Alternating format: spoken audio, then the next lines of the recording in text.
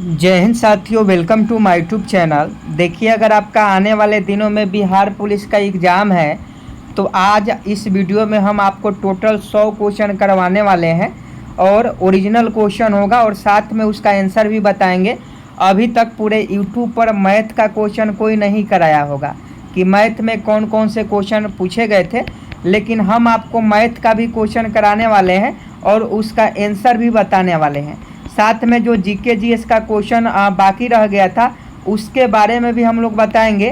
तो आप इस वीडियो में शुरू से लेकर अंत तक बने रहिएगा अगर आपका बिहार पुलिस का जो एग्ज़ाम है आने वाले दिनों में है। साथ में इसका पीडीएफ भी दे देंगे, पेपर का पीडीएफ भी आपको दे देंगे। पीडीएफ ले लीजिएगा, वीडियो के डिस्क्रिप्शन में लिंक दिया गया है। और आपको बता दें, हर डिस्ट्रिक्ट में अलग अलग क्वेश्चन पेपर इस बार दिया गया है, समझे कि नहीं। तो आपके डिस्ट्रिक्ट का क्वेश्चन कुछ अलग हो सकता है, आप बताइएगा ज़रूर कि ये किस डिस्ट्रिक्ट में क्वेश्चन ये पूछा गया था जो अभी हम आपको बता रहे हैं। तो चलिए वीडियो को शुरू करते हैं। तो सबसे पहले हम लोग मैथ के क्वेश्चन देख लेते हैं। देखिए, आपके ज़िले में अलग क्वेश्चन हो सकते हैं, समझे कि नहीं। तो आप ये सभी क्वेश्चन पूछा गया है, ऐसा नहीं है कि कोई क्वेश्चन नहीं पूछा गया, ये सभी क्वेश्चन पूछा गया है।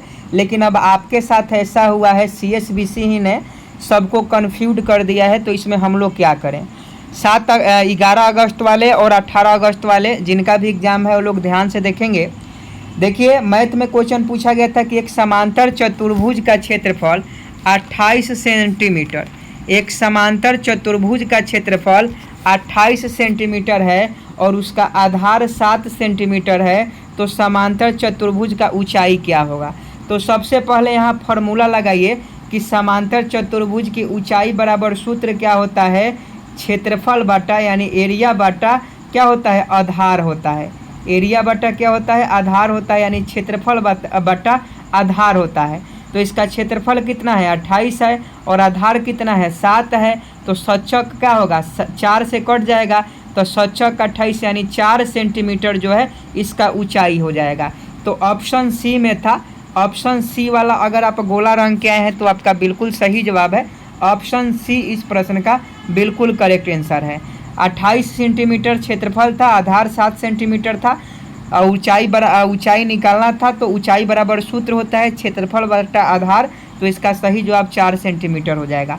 देखिए, एक क्वेश्चन पूछा गया था कि यदि बिंदु 4 5 समीकरण 3y = ax + 7 के आलेख पर स्थित है तो a का मान बतावे। तो देखिए, इसका मान निकाल लीजिएगा। इसका ऑप्शन था 1, ऑप्शन बी में 2, ऑप्शन सी में 3, ऑप्शन डी में 4। इसका जो सही आंसर होगा आप देख लीजिएगा और इसको अपना स्क्रीनशॉट लेकर इस क्वेश्चन को बना लीजिएगा। एक क्वेश्चन पूछा गया था 125 की निश्चित राशि। यहाँ देखिए, 125 रुपये की निश्चित राशि 3 वर्ष में एक निश्चित वार्षिक चक्रवृद्धि ब्याज की दर से 216 रुपया हो जाती है। तो ब्याज की दर ज्ञात करें। ये आज के 7 अगस्त के बिहार पुलिस में क्वेश्चन पूछा गया है। मैथ से 4-5 ही क्वेश्चन थे और ये क्वेश्चन पूछा गया है। क्वेश्चन ध्यान से पढ़िए कि 125 रुपये की निश्चित राशि 3 वर्ष में एक निश्चित वार्षिक चक्रवृद्धि ब्याज की दर से 216 रुपया हो जाती है। तो ब्याज की दर ज्ञात करें। तो देखिए, इसका ब्याज की दर ज्ञात करने के लिए इसका एक फार्मूला होता है। और फार्मूला क्या होता है, तो फार्मूला होता है a = P1 + R/100 के होल स्क्वायर n, समझे कि नहीं। इसका ये फार्मूला होता है। और यहाँ देखिएगा तो a का मान दिया गया है 216 और p का मान दिया गया है 125, समझे कि नहीं। और इसको सूत्र जैसे है और कितने वर्षों के लिए, तो n का मतलब हुआ ये 3 वर्षों के लिए यहाँ कहा जा रहा है। यहाँ ध्यान से आप देखिएगा तो यहाँ 3 वर्षों के लिए कहा जा रहा है। तो 3 का होल क्यूब कर देंगे, समझे कि नहीं। उसके बाद इसको इधर लाएंगे तो 216 बटा 125 हो जाएगा और ये जो है जैसे के तैसे रहेगा। अब इसका हम लोग क्यूब को इधर लेके चलाते हैं, जो 3 का होल स्क्वायर है, होल क्यूब है, इसको इधर लेके चलाते हैं तो 6/5 हो जाएगा। इसके ऊपर पावर 3 हो जाएगा और जैसे कि तैसे रह जाएगा। अब 6/5 इसको हट जाएगा, दोनों साइड यहाँ होगा तो ये दोनों आपस में कट जाएगा, ये हट जाएगा, समझे कि नहीं। क्योंकि 6 को 6 गुने 6 गुने 6 कीजिएगा तो 216 होगा।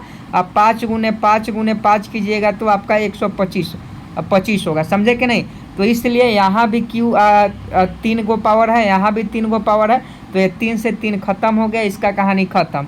तो 6/5 = 1 + r/100 बचा। तो इसको हल कीजिएगा।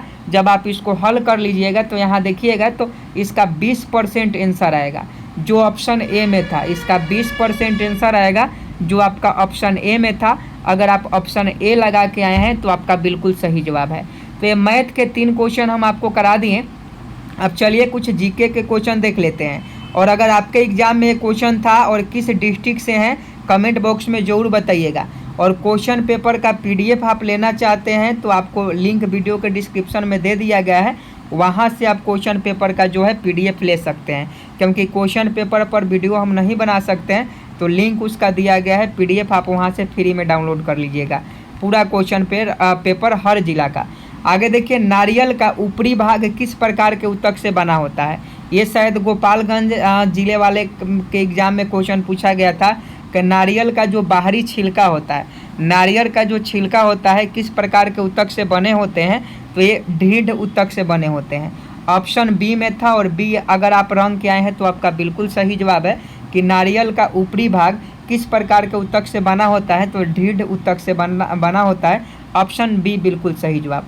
भारत के उत्तरी पूर्वी राज्य पूछा था ये क्वेश्चन, तो देखिए सिक्किम भी हो जाएगा, अरुणाचल प्रदेश हो जाएगा, नागालैंड हो जाएगा।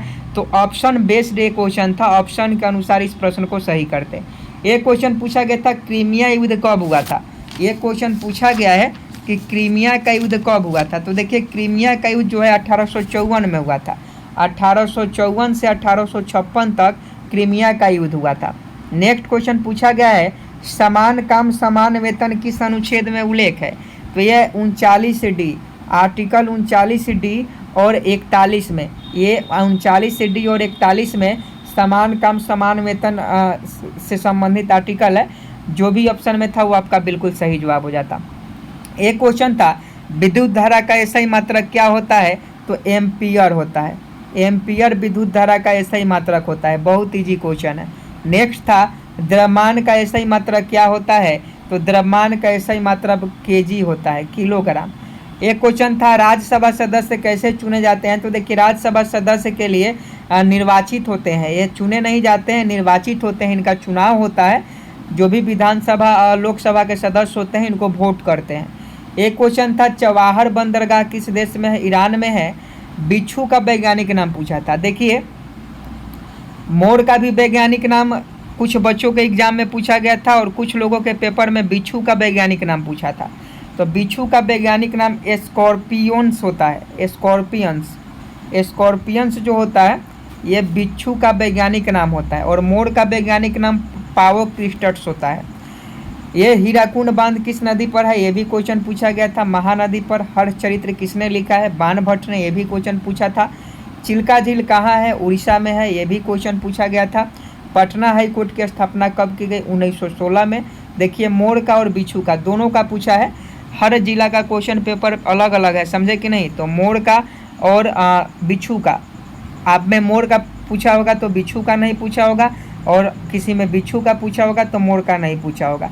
तो मोर का वैज्ञानिक नाम पावोक्रिस्टस है, समझे कि नहीं। WTO की स्थापना, ये सभी क्वेश्चन का एनालिसिस हम करवा दिए हैं। इसके पहले वाले आप वीडियो को देख लीजिएगा, ये सभी क्वेश्चन का एनालिसिस हम ऑलरेडी करवा लिए हैं। और ये मैथ के क्वेश्चन ये देख लीजिएगा, ये क्वेश्चन पूछा गया था। अब किस डिस्ट्रिक्ट के बच्चे के एग्जाम में पूछा गया था ये तो हम नहीं बता सकते हैं, ये तो आप ही लोग बता सकते हैं। तो कमेंट बॉक्स में आप जरूर बताइएगा। और इन सारे क्वेश्चन का PDF अगर आप लेना चाहते हैं, समझे कि नहीं। यहाँ देखिए 100 क्वेश्चन का अगर आप PDF लेना चाहते हैं तो वीडियो के डिस्क्रिप्शन में लिंक दिया गया है, आप वहाँ से जाकर ले सकते हैं। उम्मीद करते हैं आप सभी बातों को समझ गए होंगे। चैनल को अभी तक सब्सक्राइब नहीं किए तो चैनल को सब्सक्राइब कर बेल आइकन को प्रेस करें और डेली प्रैक्टिस सेट से जुड़े, क्योंकि प्रैक्टिस सेट से ही सारे क्वेश्चन आपके एग्जाम में देखने को मिले हैं। जय हिंद, जय भारत।